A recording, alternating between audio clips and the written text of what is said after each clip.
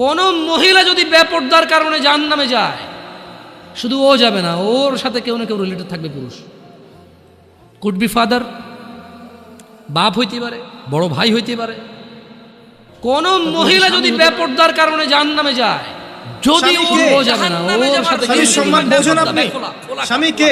Could be father, যার ব্যাপারে নবী সাল্লাল্লাহু আলাইহি ওয়াসাল্লাম বলেছেন, আমি যদি আল্লাহ ছাড়া অন্য কাউকে সিজদা করতে বলতাম, তাহলে মেয়েদেরকে বলতাম হাজারটা রিজন আছে জাহান্নামে। যদি ওর জাহান্নামে, যদি কোনো মহিলা এমন মহিলা যার বড় ভাই আছে, যার বাপ আছে, যার স্বামী আছে, মানুষ হাজার থাকা অবস্থা তার এমন একটা অন্যায়ের কারণে তার জাহান্নাম হয়েছে, যে অন্যটা হচ্ছে তার কি কেন হাজারটা রিজন আছে জাহান্নামে যাওয়ার। জীবন ক্ষয় করে জানাবা বিচার চলাফেরা। যদি কোনো মহিলা এমন মহিলা যার বড় ভাই আছে, যার বাপ আছে, যার স্বামী আছে, আর ওদের থাকা অবস্থা তার এমন একটা অন্যায়ের কারণে তার জাহান্নাম হয়েছে, যে অন্যটা হচ্ছে দায়িত্ববান ছিল, ধর্ষক কিন্তু ওর মেয়েকে আদর করে, তার জানাবা বিচারে চলাফেরা লজিক, কিন্তু তার ব্যাপারটা অশ্লীল চলাফেরা লেগে আসে, সারাটা জীবন ক্ষয় করে ফেলে। যাবে না। যদি আপনি তার আনুগত্য করেন, এবার যে লোকটা তার সামনে সুন্নত থাকেন, তার কথা শুনে তর্ক না করেন, ভালোবাসা দিয়ে থাকেন, আপনার কাছে জীবন দিতে জন্য চান, খুব সিম্পল সামর্থ্য অনুযায়ী জামা কাপড় কিনা সুন্দর পুরুষ মানুষ কান্না লেগে আসে, সামর্থ্য অনুযায়ী আপনাদেরকে কেউ চোখ তুলে তাকে ওর চোখ তুলে ফেলাবে। যদি জাহান্নামে যায়, সংশ্লিষ্ট সব এরকম যে পুরুষ দায়িত্ববান মানুষ। পুরুষ তার অভিভাবকত্বের মতো ছিল,